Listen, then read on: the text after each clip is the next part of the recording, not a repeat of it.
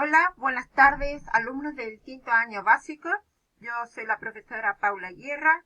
Hoy veremos una clase de arte correspondiente para esta semana del 3 al 7 de agosto de este año. Les cuento que el objetivo de esta clase es que ustedes ahora llegan a comprender el concepto de postimpresionismo en Chile. Este postimpresionismo también se conoce como neoimpresionismo o postimpresionismo. Ya tiene estos tres nombres. Vamos a comprender lo que significa esa corriente artística, cómo influye en el mundo, cómo nace esta corriente, y también después lo vamos a terminar haciéndolo en nuestro país a través de una ficha de observación. Cabe mencionar que esta clase va a continuar en la próxima clase también, ya, pero porque ahora nos vamos a enfocar con lo más general, que es a nivel mundial, para terminar con lo que es nuestro país. Analizar las características de cada una de las pinturas famosas, mundiales y de Chile, ¿ya? Pero siempre es bueno partir por recordar lo que fue la clase anterior, que era observar y dibujar el entorno de mi hogar, ¿ya? Eh, Recuerden que el entorno se refiere a los lugares en donde nosotros nos desenvolvemos, ¿no es cierto? El lugar donde uno vive, donde uno juega, donde uno va a comprar, ¿ya? Este se llama el externo, ¿ya? Con lo que uno ve hacia afuera. Y cuando hablamos de lo interno, estamos hablando de las emociones, de los sentimientos, de los pensamientos, de las ideas, de todo lo que implica adentro del cuerpo de uno, ¿ya? Y ese es un poco más abstracto. Entonces suele pasar que hay pintores que utilizan la observación externa, hay otros, sobre todo en la pintura abstracta, que hacen la observación interna y a veces combinan ambas situaciones, ¿ya? Y eso es lo que vamos a ver, porque el postimpresionismo entonces tiene que ver justamente con lo que es externo con lo interno, y eso es más complicado aún, ¿ya? Es un poquito más difícil de comprender. Entonces aquí teníamos un ejemplo de lo que se vio en la clase anterior, en el cual cada uno de ustedes tenían que observar su entorno, ¿no es cierto? Donde viven, su casa, y dibujar si habían, por ejemplo, un parque o una plaza, o si viven en un pasaje lleno de casas, edificios, o de lugares donde van a comprar, por ejemplo, pueden estar rodeados de malls, supermercados, etcétera. Ya, la gran mayoría lo hizo bastante bien, así que se les felicita por ser responsable, por integrarse con el ramo y mandarlo a mi correo. Entonces, ahora vamos a entrar a la clase en sí. ¿Qué significa postimpresionismo? También, como le decía, se lo conoce como neoimpresionismo o post. Acuérdense que la palabra post significa después, ¿ya? Después. Esta corriente surgió justamente después del impresionismo. Por eso se le dice post, ¿ya? Porque viene después. Y este concepto, esa corriente, le va a dar la pauta para las grandes obras contemporáneas y modernas de hoy día, ¿ya? Este da ya como que el arte ya se da de una manera mucho más libre, no con tantas leyes marcadas, ¿ya? Con tantas normas. Así que el postimpresionismo se podría decir que ya comienza lo que es la pintura contemporánea y artística ahora, de ahora, con más libertad. Entonces, seguimos un movimiento artístico que nace en Francia a finales del siglo XVIII. Es representado como continuación y contraposición al impresionismo, toma elementos de este, pero a la vez rechaza de las limitaciones que supone. Pero obviamente uno tiene que explicarlo con sus palabras, ¿no es cierto?, para entenderlo de la mejor manera. Por eso dice que el postimpresionismo nace de los cuadros modernos y contemporáneos. Desde ahí surgen los cuadros modernos. Entonces, no solo pintaron lo que observaban, sino también lo que sentían. Recordemos, alumnos, que impresionismo es dibujar exactamente lo que uno observa, ¿ya? Ser lo más preciso, objetivo posible en su pintura, lo más realista. Es el impresionismo, ¿ya? Es dibujar lo que uno observa dentro de la realidad. Pero la diferencia está en que el post-impresionismo tiene que ver donde el pintor o el autor mezcla con lo que siente, ¿ya? Por ejemplo, si yo quiero pintar un paisaje, voy a pintar el paisaje en forma real, pero el pintor tiene tanto amor, tanta inspiración, tantos recuerdos de este paisaje porque lo lleva a la niñez, por ejemplo, o porque lo ayuda a relajarse, etcétera. Entonces el pintor va a hacer todo lo posible por incluir en él lo que son sus recuerdos, sus emociones y sentimientos. Generalmente, cuando el postimpresionismo, lo que hace el pintor es agregar ya a su familia, a sus mascotas, a sus plantas, ya viene de sí mismo, ya, porque quiere de alguna manera influenciar sus emociones y los sentimientos. Es como las canciones, ya.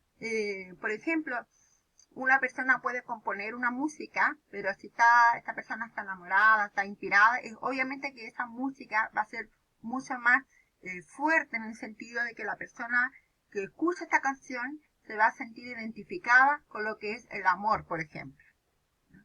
Seguimos avanzando. Entonces, uno de los grandes iniciadores de ese movimiento de postimpresionismo a nivel mundial fue Paul Gauguin, ¿ya? Que nació en 1848 y falleció en 1903. ¿Ya?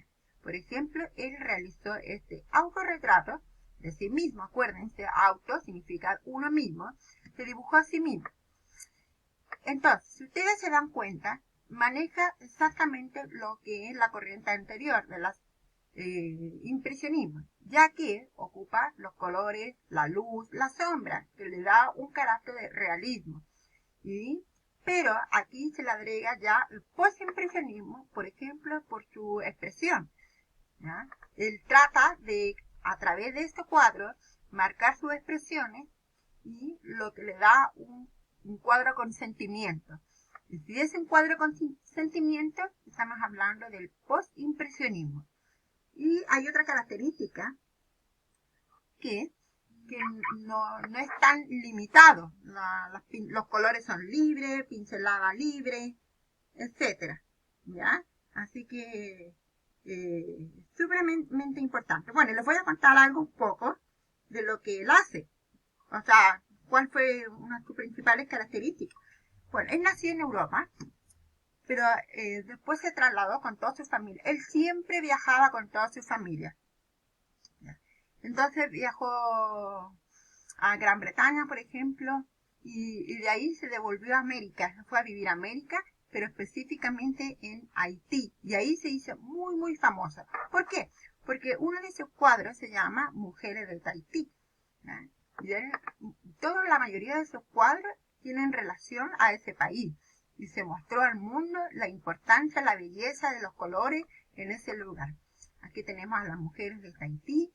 Se respeta el realismo, los colores, pero con cierta libertad.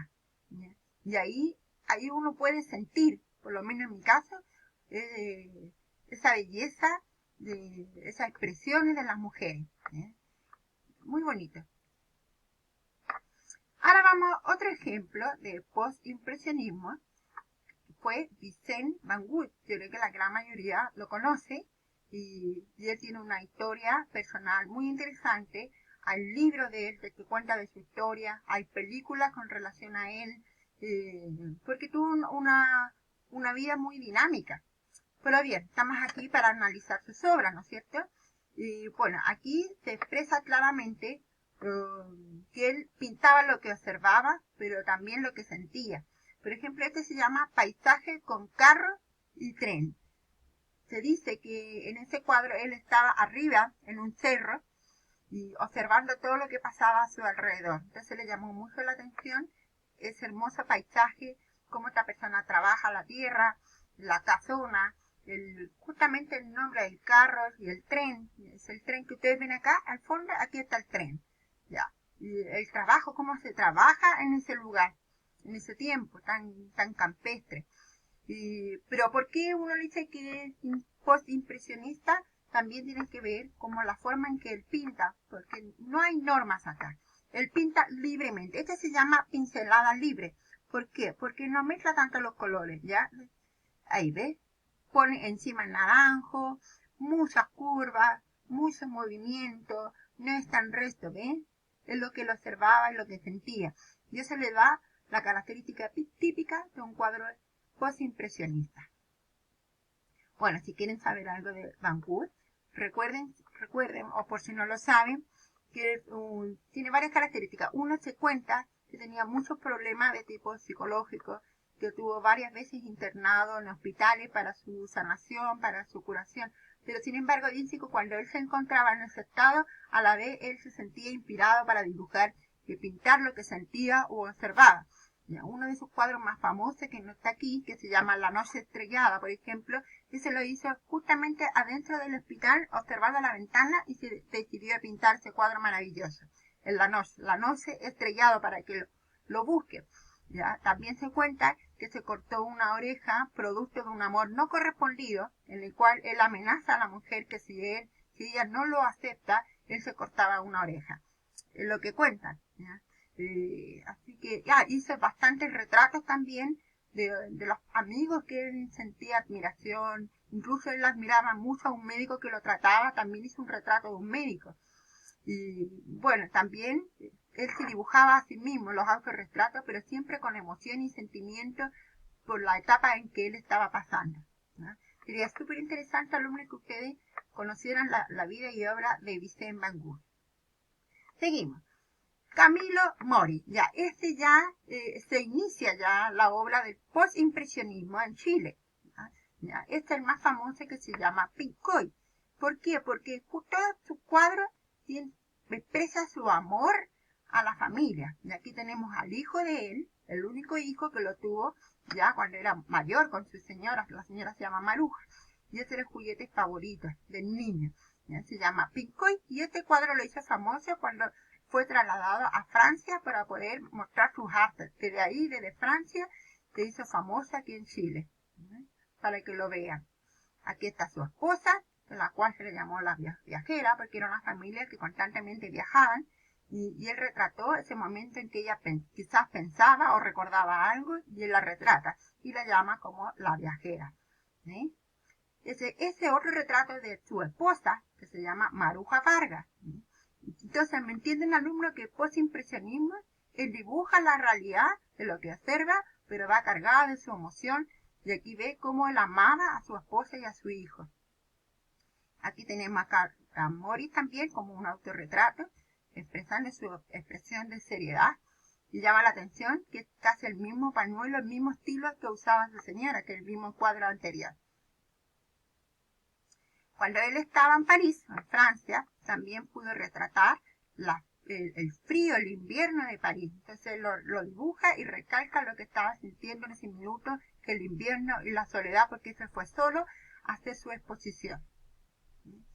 Camilo Mori Serrano nació el 24 de septiembre de 1896 en Valparaíso, Chile, obviamente, y murió el 7 de diciembre de 1973 en la misma ciudad de Valparaíso. Llama la atención también que fue uno de los grandes profesores del Museo de Bellas Artes, y también se preocupaba de elegir a ciertos, más o menos 20 artistas, y los llevaba al extranjero para que pudieran estudiar sobre sus fortalezas artísticas. Aquí lo tenemos con su familia, el hijo y la mamá. Ya mayores, ¿se dan cuenta? Les recomiendo que vean, hay un programa que se llama el día menos pensado, algo así, del Canal 7, es un programa antiguo que justamente habla de una historia paranormal que le ocurrió a esta familia. Les recomiendo que vean ese capítulo, ¿ya? El día menos pensado. ¿Cuál es la actividad, alumnos? Que deben observar el siguiente cuadro de Camilo Mori, y completa las fichas de observación e investigación. Este es el cuadro, se llama El Boceador. Lo van a ver, lo van a analizar y van a completar la siguiente ficha en su croquera. Título de la obra, El Boceador. Autor, Camilo Mori. ¿En qué año se publicó? Los colores que ustedes observan en este cuadro. En la estación del año que se observa, primavera, verano. ¿Por qué creen ustedes a qué pertenece? El lugar donde se encuentra el personaje de la pintura. Observen la parte externa donde se ubica ese boceador. Y por último, la técnica, es decir, óleo, témpera. ¿Cuál es la técnica que ustedes observan? No olviden que debe enviarlo a mi correo paulatenea@hotmail.com.